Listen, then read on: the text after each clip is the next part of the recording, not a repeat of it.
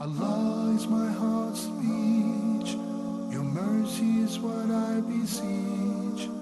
Keep in my heart your remembrance, and in your deen allow me to advance. Help me in my quest. Permit me to pass the ultimate test. Help me in my quest. Permit me to pass the ultimate test. بسم الله الرحمن الرحيم. الحمد لله رب العالمين، وصلى الله وسلم وبارك على المبعوث رحمة للعالمين نبينا محمد وعلى آله وصحبه أجمعين. Dear brothers and sisters in Islam, Assalamu alaikum wa rahmatullahi wa barakatuh, and welcome to this new episode of Ask Huda, coming to you live from Cairo, Egypt. And our first question for tonight is from Faraz. He says that he's an international student in Canada and medical insurance is mandatory for foreigners. Under the insurance, they can receive treatment at certain hospitals and clinics, which are far from their residencies. We pay, he says, and then claim later from the insurance company. Is it allowed for me to claim the medical bills because I have already paid for the insurance? Over and over again, we've mentioned the ruling on insurance. And we said, if you recall, that insurance is divided into two types: conventional insurance and cooperative insurance, which some may call Islamic insurance. What Brother Faraz is asking about is the conventional insurance, which is paying a premium and you either gain way more than you have paid or end up losing what you have paid. So it is, in essence, like a lottery ticket. You pay €1 and you may gain a million or two, and you may lose the €1. And this is why the scholars have stated that it is haram to deal with insurance. Now, having said that, there is a difference, a distinction between whether I'm dealing with the insurance out of choice or is it mandated upon me.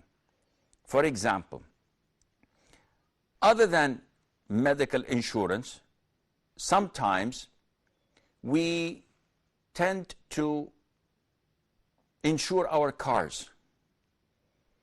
We ask, is this voluntary or mandated? The vast majority of countries worldwide, they oblige you to insure your car for a third party, meaning that if you were involved in an accident, your insurance company pays for the damages your car had caused, but they do not pay for your own damages. And this is mandated in many countries.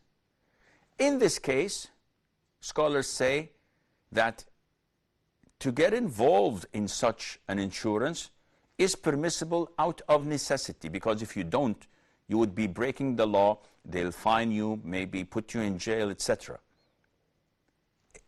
These scholars say, due to such permission of dealing with insurance due of necessity, also means that you may benefit from it, because they're taking your premium whether you like it or not.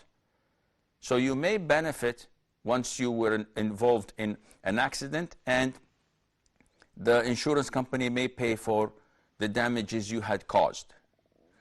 Coming back to Faraz's question, due to the policy of the country, that is Canada, which mandates that foreign students must pay for insurance, otherwise they would expel them or kick them out of the country.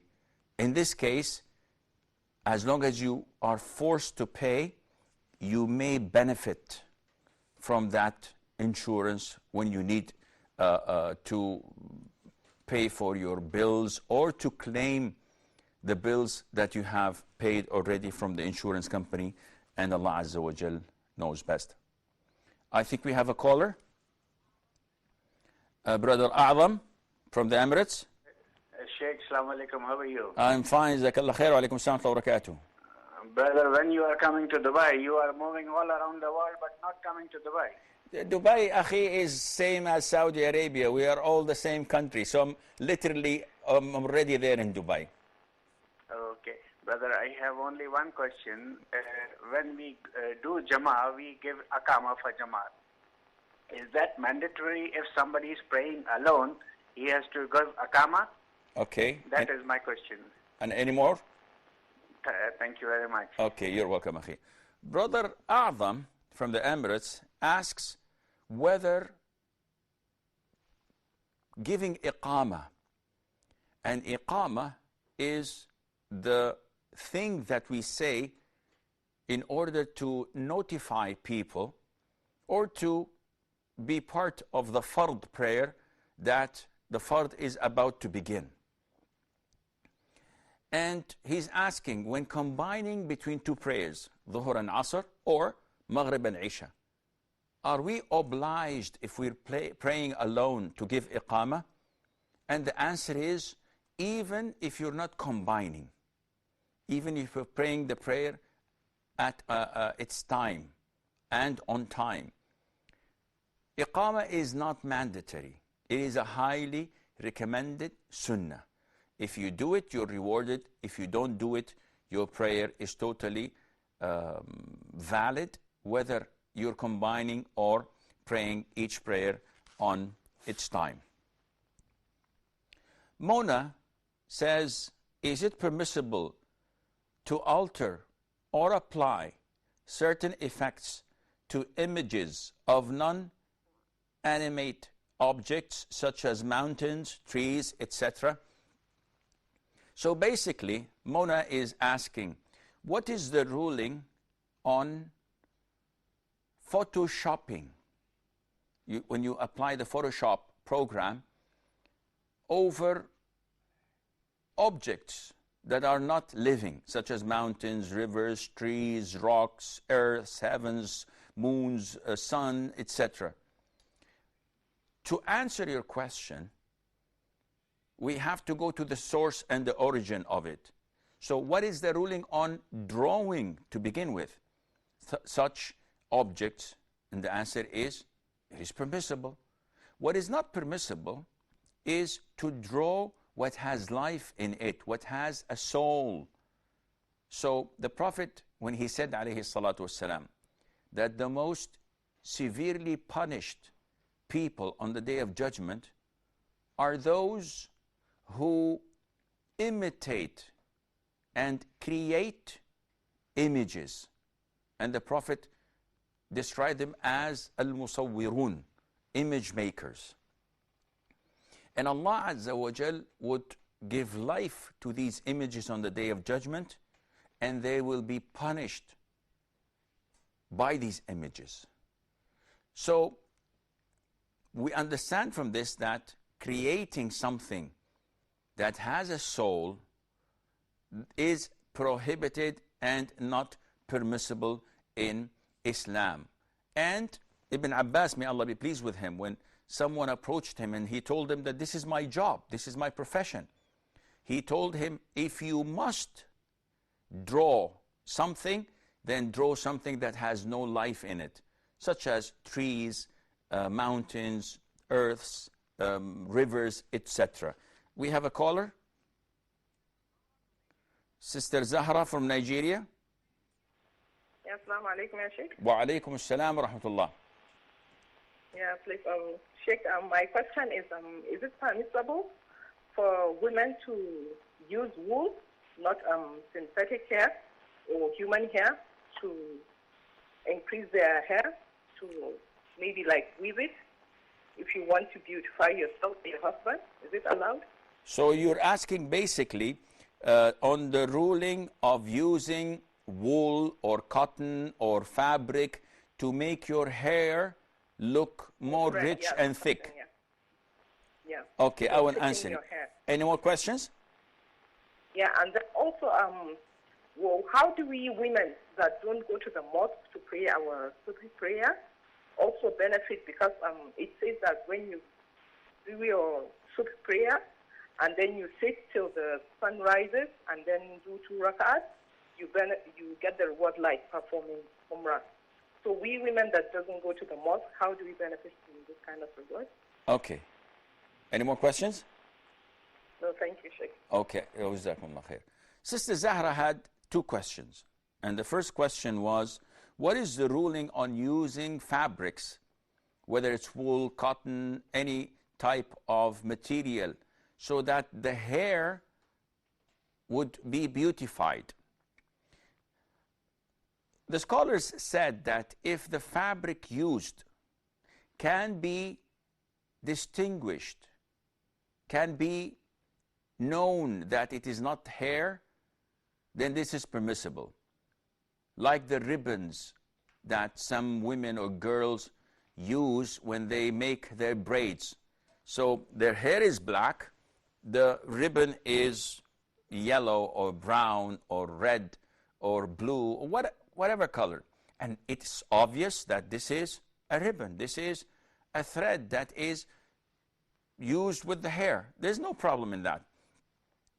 The problem is when you use something that gives the impression that your hair is different. So for example, women sometimes tend to put a piece of cotton or wool underneath their hair and put the hair on piles on top of it. So she would have like a bun at the back of her head, and it looks as if her hair is way longer than it is, and people will get the impression that she has long, thick hair. This is not permissible in Islam. Likewise, it is totally prohibited and cursed by Allah Azza wa Jal for a woman to wear extensions. So her hair is this long and she wears extensions that fool people to thinking that her hair is much longer, much thicker than it is. So therefore this is not permissible, even if it was for beautification to your husband. We have a caller, Ibrahim from Gambia. Okay, I think we've lost Brother Ibrahim. Brother Asif from Saudi. Salam rahmatullah. How are you, sir? I'm fine. I have 3 questions. Yes, sir. The first question is regarding, if I'm praying and prayer is started, and during the prayer, in the beginning, I see that my next surf, there is some space. So do I move? Can I move to the next surf? I have already started, I'm in the prayer. So what to do? Okay. And second question is, if a person is leading the prayer and his wudu is broken, how to fix this? I mean to say how he will leave or exit or whatever. Okay. And third question is, I've got a message from some guy. I don't know if it is reliable or not, but Sheikh Mufti Abdullah from Saudi has given a fatwa that even if there is availability of so many widowed, it is compulsory that a person who can afford should marry more than one wife, so that this thing should be, to make a balance. So is it correct? Are you aware of this? What is your opinion on this? Who is this Mufti Abdullah? I don't know actually. I got a clip, I got a cut on paper, and it was written Mufti Abdullah from Saudi has mentioned that keeping a single wife is a sin if you can afford, and there is lots of widowed and divorcee women in your society. Okay. I don't know. Maybe it is correct. Most probably. May Allah make it. Okay. Any more questions? Barakallah fi. Okay. Abu Safwan from Kuwait. Assalamu alaikum, Sheikh. How are you? Ayyak Allah, Abu Safwan. How are you? Long time no see. Alhamdulillah, fine. Yes, I was late. I had surgery, so I was on rest. May Allah make it. Okay. Just pray for me, inshallah. Sheikh, I have a question for Yes. Umrah. Obviously, we cannot perform tawaf without this wudu, okay? Okay. If one cannot maintain wudu because of some reasons, so if he lost his wudu in between the tawaf, and it's very difficult going back and performing wudu and coming back, and by the time it may possibly again he finishes wudu. Under the circumstances, can you do tayammum? And if obviously there is no soil available, so how can he perform wudu? Okay, any more questions? Tayammum. Any more questions? And second question, second question, same related. For the sa'i, it is also must, wudu is must, or we can go without wudu. Okay. And Jazakallah Shaykh. وجزاك حياك الله أخي. Asif from, well, before Asif, Zahra from Nigeria's second question. She says that we know that prayer in masjid is highly rewarded, especially for Fajr. And the Prophet told us about the virtues of staying in the masjid after Fajr prayer, making dhikr until the sun rises, then praying 2 rak'ahs, and that the reward of Umrah and Hajj that are perfect, are given to those who do this. So she says, what about us women who are eager to get this reward, but know that the Prophet ﷺ has directed us to pray home? I say that this reward can only be attained in the masjid. However, I know that Allah is the most generous of all, Azza wa Jal, and that if a woman does not go to the masjid because she is anticipating the reward that the Prophet had promised her ﷺ by praying home, so she prays Fajr home, while she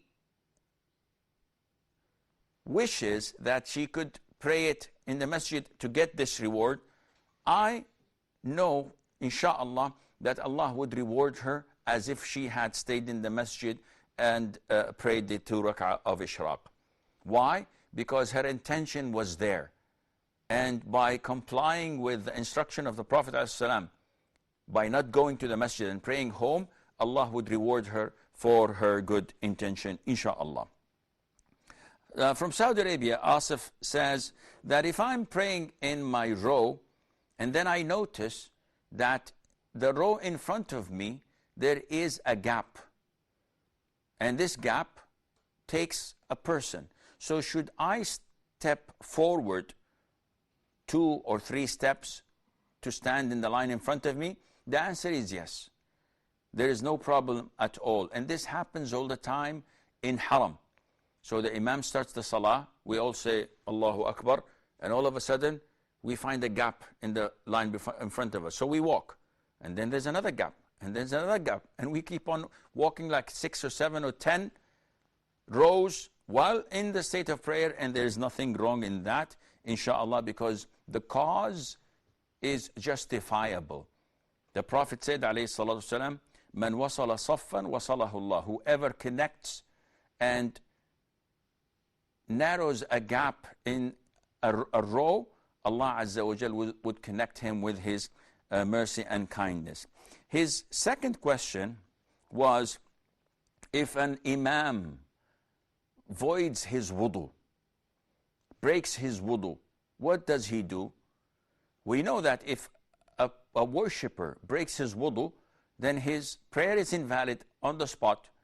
So once the imam breaks his wudu or remembers that he's not actually in the state of wudu, all what he has to do is to deputize someone from behind him. So he pulls the mu'adhin or someone among the students of knowledge behind him to assume the position of imam, to take his place, and then he goes and perform wudu and joins the congregation to complete whatever he can pray with them. We have a caller, Ibrahim from Gambia. Naam. Yes, Ibrahim. Okay, Sheikh, I want you to ask for Almighty Allah for me. Like God give me daughter like you. It's only my need. I don't get your question, Akhi. I say, make you ask God for me. Like God Almighty Allah give me a daughter like you. To give you a daughter? give me a son like you. Yeah, Yes, like you. may say I give you a grandfather like me, akhi. Son like me, I'm a little bit too old to be your son. But anyhow, Ibrahim, I pray to Allah the Almighty that He grants you a righteous, knowledgeable, healthy, practicing with excellent moral and behavior Muslim as sons of yours, inshallah, and sons-in-laws to you and to your family as well. Do you have any questions, Sheikh Ibrahim? Okay, I think that's it.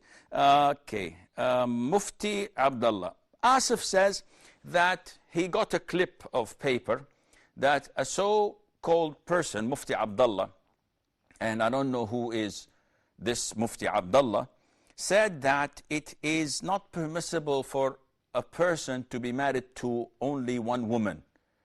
And nowadays they have to marry because there are so many widows, divorcees, etc. This is baseless. This is totally baseless. The issue of polygamy or marrying or taking more than one wife, this is not an easy ride down the park. It is a responsibility. Some people are so eager to get married to the second wife. This is all what they talk about. It becomes an obsession to them, thinking that it is a picnic they're doing. It's something easy. It is a great responsibility. It is sufficient to intimidate you that the Prophet told us that whoever has two wives and he is not fair or just to both of them, he will come on the day of judgment with his side tilted. So people would know when they see his side tilted that he wasn't fair to his wives. It's a responsibility, financial, emotional, how to divide your time, how to buy them gifts, how to be kind and fair to them.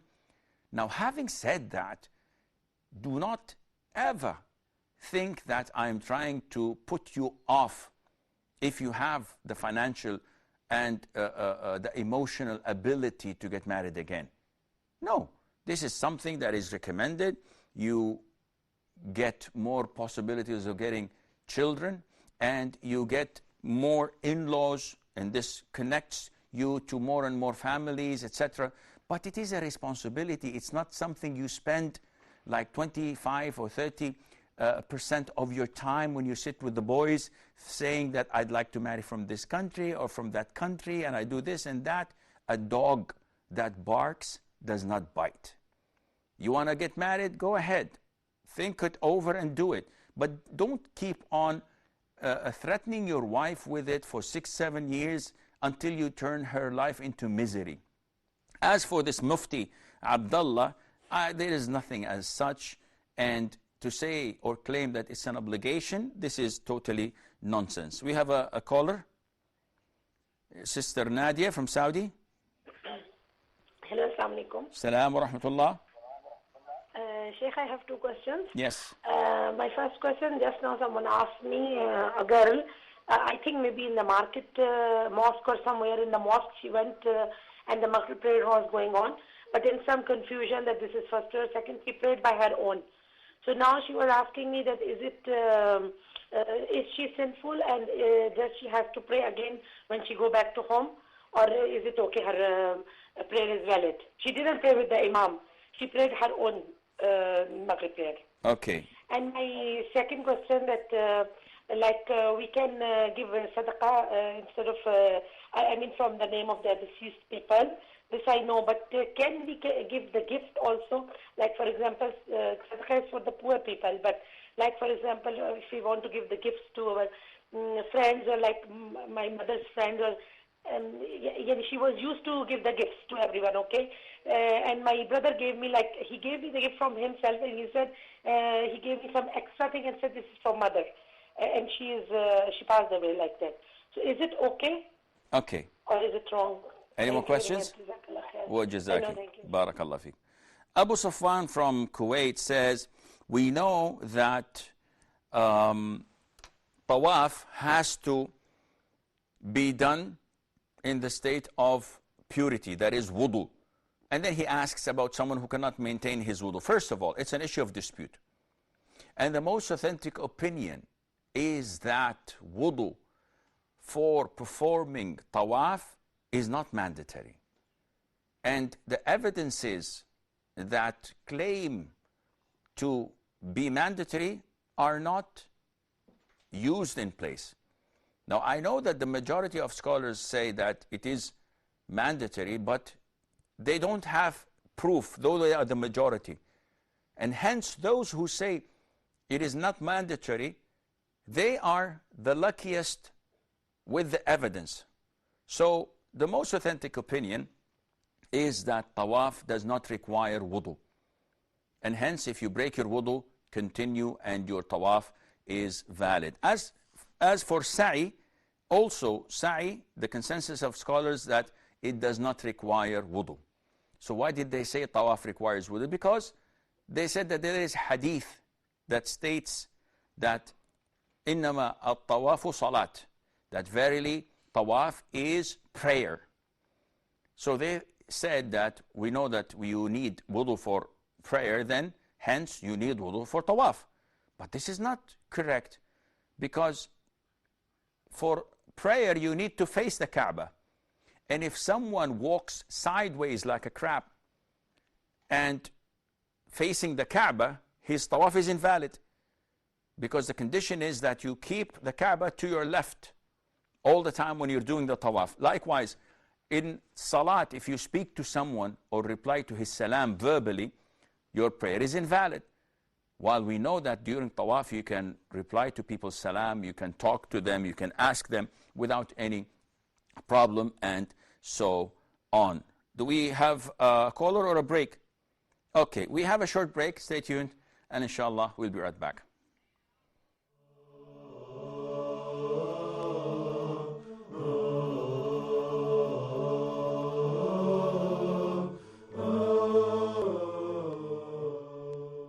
Huda TV strives to remain the premier English language Islamic channel in the world, and to do so we need your input. Send us your thoughts, suggestions and feedback through email at feedback@hoda.tv. Huda TV is committed to helping others, so why not help Huda TV share the message of Islam worldwide? Take part in helping spread the authentic message of Islam based on the Quran and the Sunnah throughout the world by sponsoring Huda TV. Don't miss this unique opportunity to gain the reward from Allah.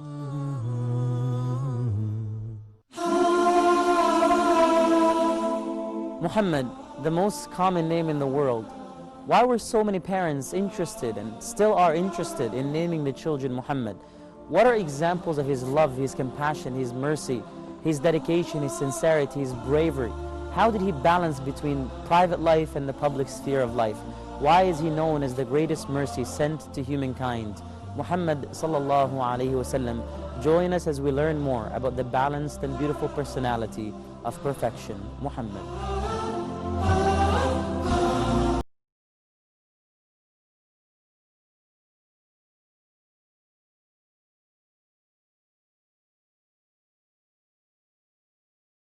TV commercials motivate viewers into immediate action and to sway consumer loyalty from one brand or service to the other. That's why we're here for you, to help you sell your products and services by using creative ideas that bring life into your own TV commercial. Advertise your business and branded products and services on Huda TV. We will offer you fast-paced and energetic 30-second affordable TV spots. Advertise on Huda TV. Acquire fresh customers and stay within your budget. For more info or to receive a quote, please send your inquiries to advert@Huda TV. Huda TV.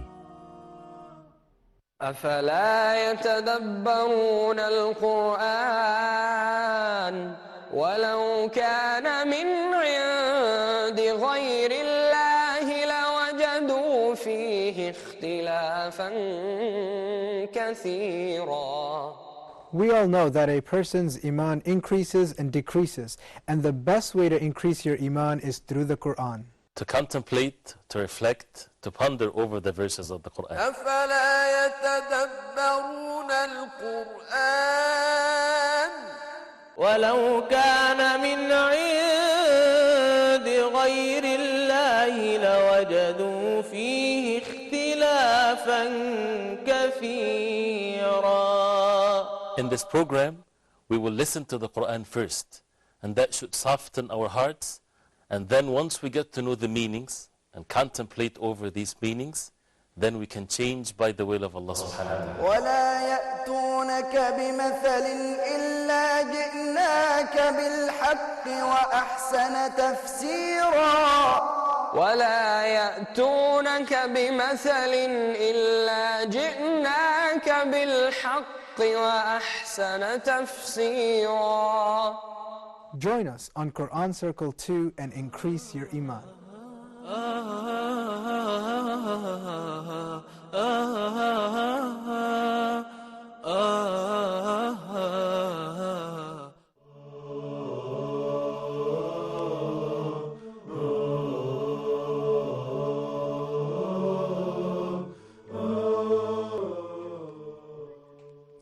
Assalamu alaikum wa rahmatullah and welcome back. Sister Nadia from Saudi Arabia had 3 questions.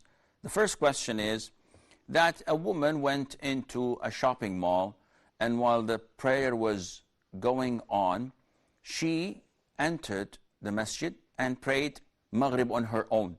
She did not join the congregation, and she felt bad about it. So is she sinful? The answer is no.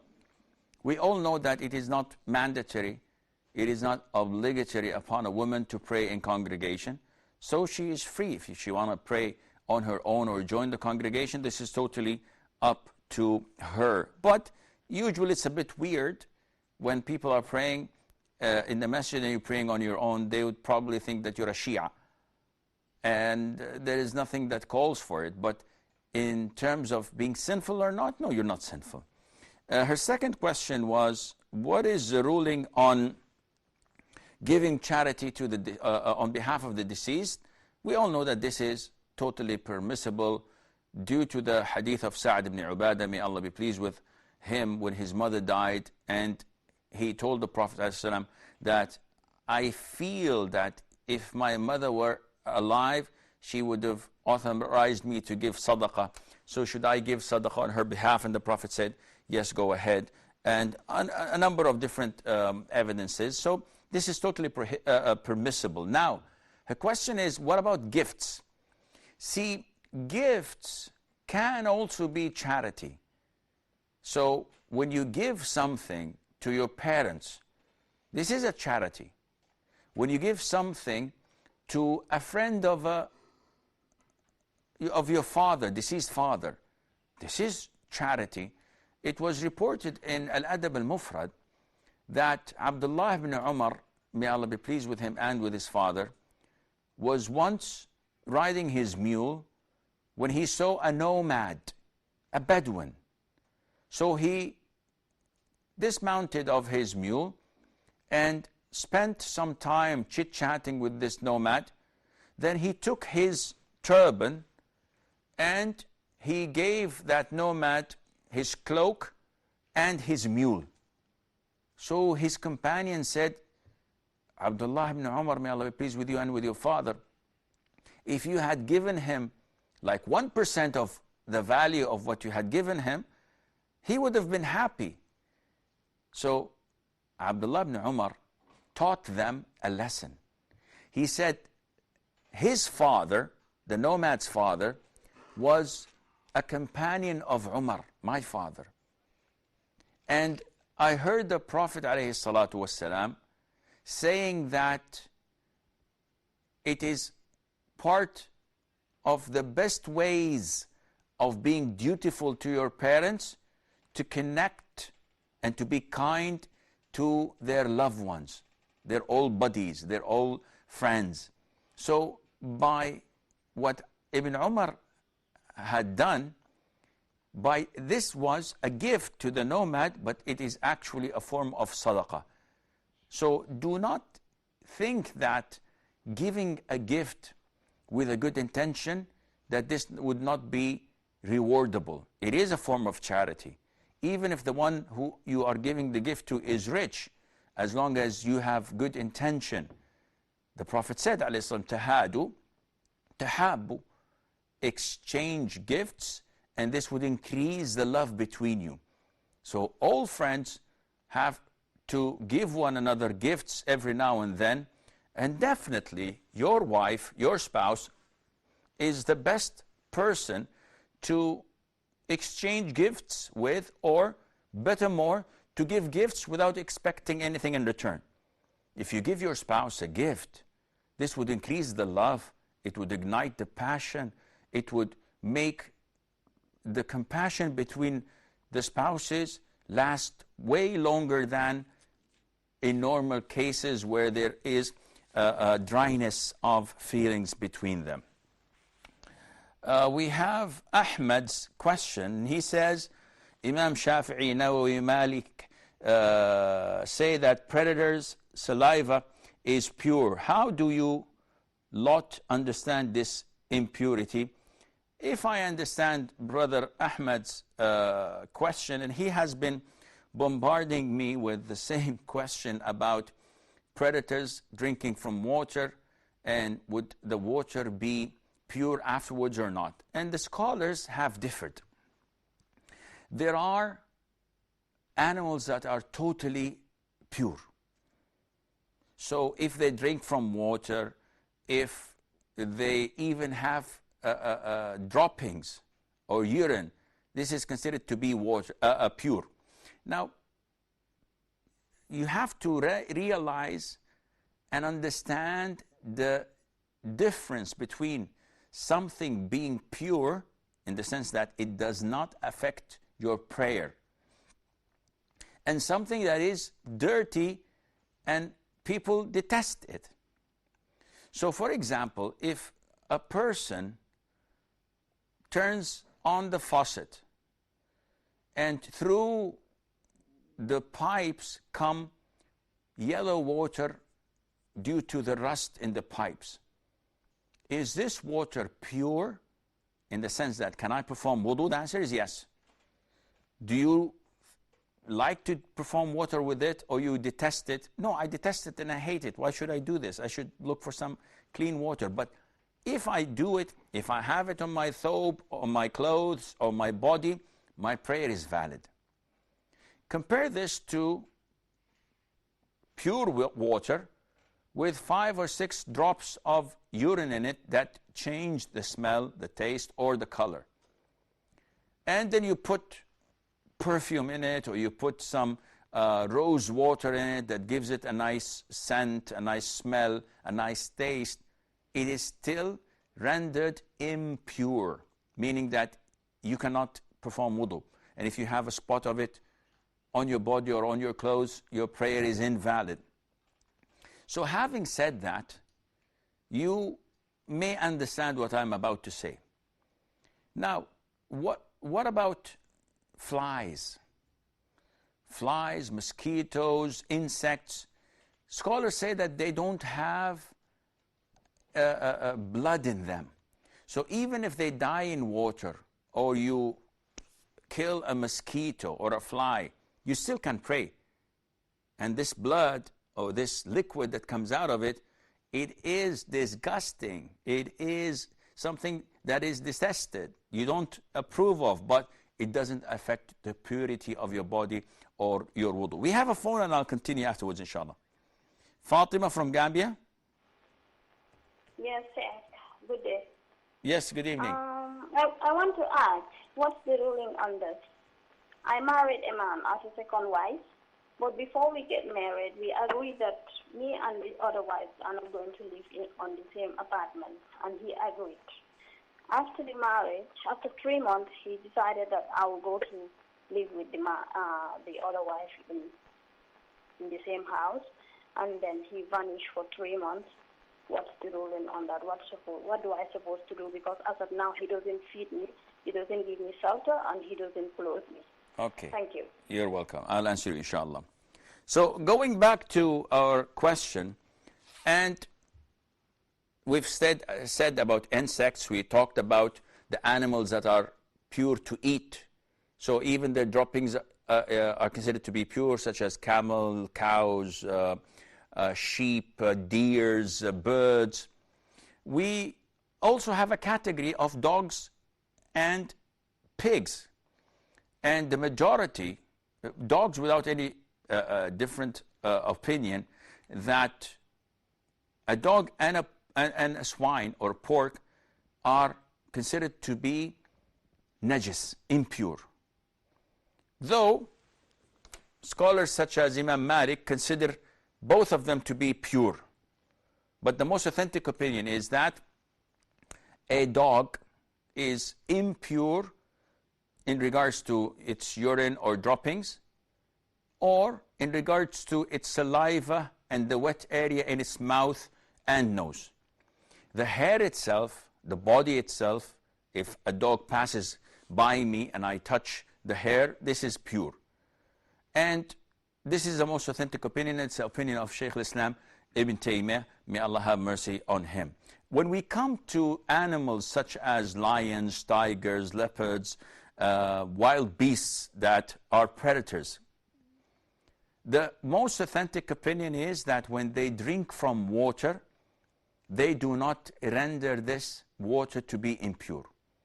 It's an issue of dispute, but this is the most authentic opinion. And for anyone to claim it becomes impure, he's the one who has to provide us with the evidence. Because I can claim that if a person dips his finger in water, it becomes impure. And you say, what is your evidence? I said, I say so. You bring me your... No, it's not the other way. It's not like this. I claim, I have to provide the evidence. So if someone says, if a man drinks from water, it's najis. I said, no, the default is, it is pure. What about if a camel drinks from water? It's pure. What about if a cat drinks from water? It's pure. A lion? He says, no. I said, why? He says, I don't know. It doesn't seem right. I said, Akhi, religion doesn't work this way. You claim that when a lion or a tiger drinks from a pond of water and it becomes impure, you have to provide me with a clear evidence, not from something that you understood or you thought after speculation that this is the fact, and Allah Azza wa Jalla knows best. Fatima from Gambia, she says that she married a person as a second wife, and she made a condition that she may not live with the co-wife in the same house. He agreed. After 3 months of marriage, now he wants her to move with his first wife. And for 3 months, he disappeared, apparently because she refused, and he did not provide for her any food, money, maintenance, shelter, etc. So what's the ruling on that? This person, she says he's an imam. And I very much doubt that he's an imam. See, not a person who claims to be imam is a real imam. And such an impostor is doing a form of transgression. He is doing dhulm. The Prophet said, Al-Muslimuna ala shurutihim. Muslims must respect and fulfill their conditions. And she made it clear before marriage that she will not live with his first wife. And this is her God-given right. Allah gave her this right. So he agreed to that. Now, after 3 months, he goes back on his word. He's cheating. This is haram. Only hypocrites do this. And now for 3 months, he doesn't call, he disappeared, he doesn't pay her maintenance or provide for her housing and food, etc. This is a debt that he is obliged to pay. And if he doesn't pay it in this world, Allah would take from his good deeds on the Day of Judgment and compensate you, Sister Fatima, for such a transgression made by this man who does not fear Allah. How dare you marry someone, giving her a condition, and then go back on your word? Only hypocrites do this. And you're not allowed at all to make 2 wives live in the same house. This is not your right. They both have the right to have a separate home. You do not have the right to force your wife to live with your family or with her in-laws. She has to have her own private quarters with a kitchenette, a room, and a toilet that no one, including your own mother, No one can enter without her permission. No one has access to her chambers without her permission. So there is a lot of transgression, a lot of dhulm taking place. May Allah Azza wa Jal guide the Muslims back to being fair and just. Muhammad says, he asks a long question. In short, he is given the responsibility of being the school kitchen master. And he is the one who is preparing, cooking, and servicing the food. He asks at the end, should I eat the leftover food? Well, this has to be looked into. You are entrusted with the food, the ingredients, the quantities. So if you make food and you try your level best not to have any extra, you try your level best to cook food that is sufficient for the students in that school, and you serve them that food, and there is leftover, an extra amount of good food. We have to look into the policy of the school. If the policy of the school says that this food would be thrown into the wastebasket, into the trash, in this case, you may utilize this food, eat it, give it to someone who is in need, as long as this is the policy of the school, providing that you did not do this on purpose, that is the extra amount. So if you have like 1,000 students in your school and you prepare the food for 1,100 so that you can take the extra food away, this is totally prohibited for you. But if you do your level best and do and prepare food for 1,000 and only 900 consume it, and the rest is to be thrown into the trash, in this case you may utilize it. And it's always best to keep your reputation clean, that you clarify things with the management. So you go to the management and tell them about your situation and tell them I have extra food. Maybe the management would say, okay, distribute the food to the staff, the workers, the cleaners, and the teachers. Maybe the school would say, give it all to orphanages. And maybe the management would say, you can do with it whatever you like. In this case, you get your answer, inshallah. Lubna says, some people who have money may possess more than what they need. And she gives an example of a person having 4 or 5 watches. So is this permissible or is it considered to be extravagance? The answer is that this is permissible. As long as you pay your zakat money, as long as you have a good income, and as long as you're not squandering and wasting money here and there, these 5 watches may suit different colors of your clothes, may have different purposes, one for your sports, one for your swimming, one for your soiree, and when you go out at night. So there's nothing wrong in that as long as you're not doing any extravagance, and Allah knows best. Abdurrahman says, can men wear jeans? Wearing jeans and wearing trousers in general for men is permissible. But the more it is loose and not tight and not exposing their awrah, the better it is. But even if it is tight, it is permissible because the awrah of a man is nothing close to the awrah of a woman. So a man must try his level best not to wear something that is extremely tight and fitting his body, and Allah knows best. We have 3 more questions, but it seems that our time has run out. So with this, I leave you and hoping to see you tomorrow, because I'm here in Cairo, Egypt. So I will be taking over Sheikh Dr. Muhammad Salah's Ask Huda, only for this week, not forever, inshallah, on Sunday, tomorrow, same time, and on Tuesday. So until we meet you inshallah tomorrow night, I leave you fi amanillah. Wassalamu alaikum wa rahmatullahi wa barakatuh. Allah is my heart's speech. Your mercy is what I beseech. Keep in my heart your remembrance, and in your deen allow me to advance. Help me in my quest. Permit me to pass the ultimate test. Help me in my quest. Permit me to pass the ultimate test. Allah is my heart's speech. Your mercy is what I beseech.